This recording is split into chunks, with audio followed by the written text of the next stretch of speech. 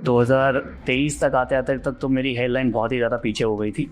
तो मुझे लगा कि अब बहुत ही ज़्यादा बाल गिर गए हैं, अब शायद कुछ करने की ज़रूरत है। इंटरनेट पे सर्च किया कि क्या ऑप्शन है, तो मुझे हेयर ट्रांसप्लांट का ऑप्शन दिखा। और इंटरनेट पे सर्च करते करते मुझे क्यूएचटी के बारे में पता चला, जहाँ पर मैंने कुछ एक्टर्स की वीडियोस भी देखे। सर्जरी के दरमियान मुझे कम से कम 4000 ग्राफ्ट लगे हैं, जिसमें मेरे टेम्पल स्ट्रेट हुए हैं और जो मेरा फ्रंटल एरिया है वो ज़्यादा, मतलब वहाँ से मेरे ज़्यादा बाल गए हुए थे फ्रंट साइड से।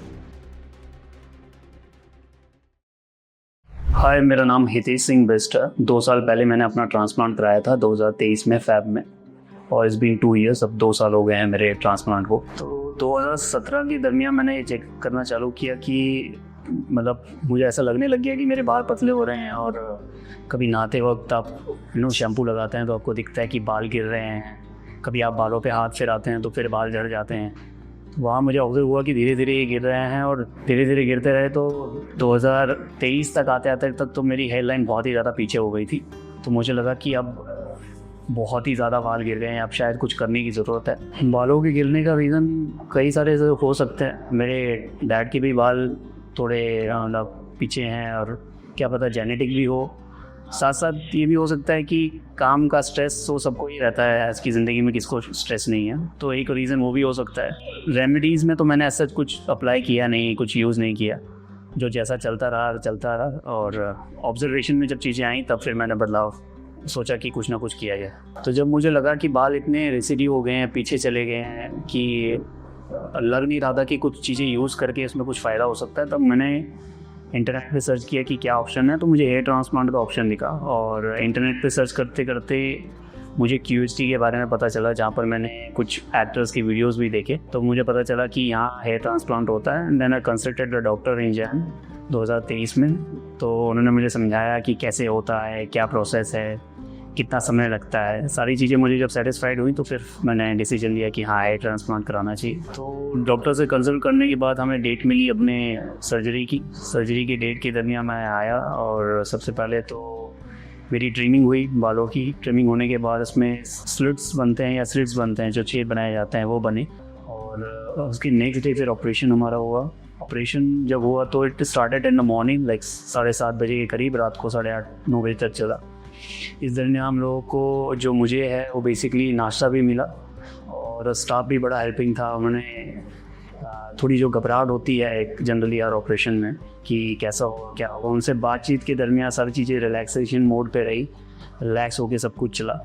और बीच बीच में डॉक्टर भी आके चेक करते रहे कि कैसा लग रहा है, कहीं कुछ ज़्यादा पेन तो नहीं हो रहा है। तो ये चीज़ मुझे अच्छी लगी कि बहुत ही केयर के साथ उन्होंने ये चीज़ें देखी।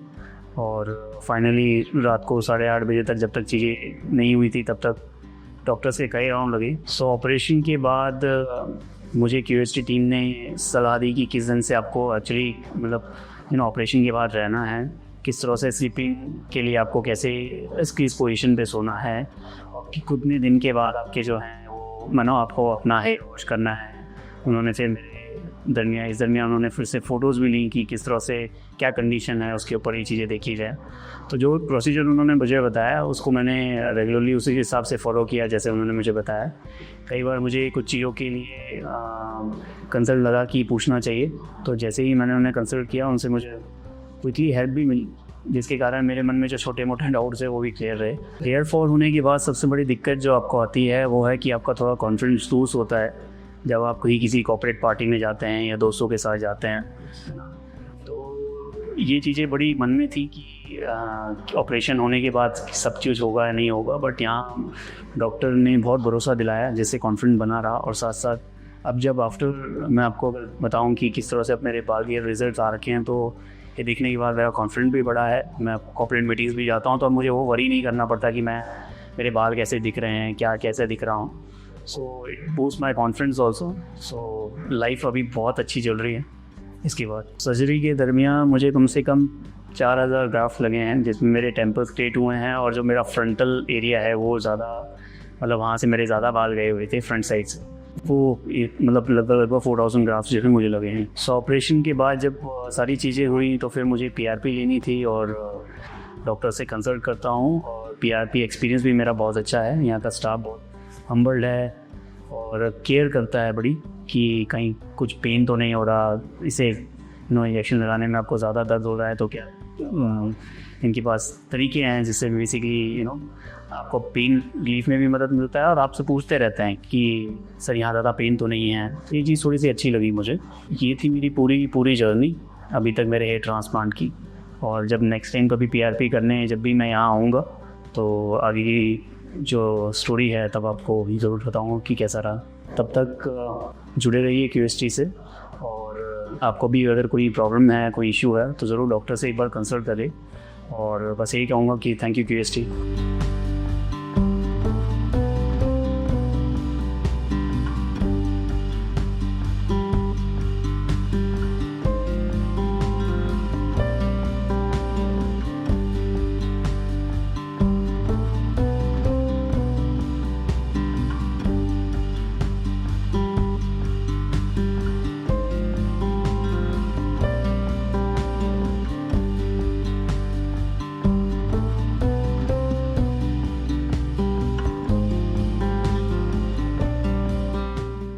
हेलो फ्रेंड्स, अगर आपने अभी तक हमारे चैनल को सब्सक्राइब नहीं किया है तो प्लीज इस वीडियो को लाइक कीजिए, शेयर कीजिए और हमारे चैनल को सब्सक्राइब कीजिए। और ध्यान रहे बेल आइकन दबाना ना भूलें, जिससे हमारे हर वीडियो का अपडेट आपको समय समय पर मिलता रहेगा।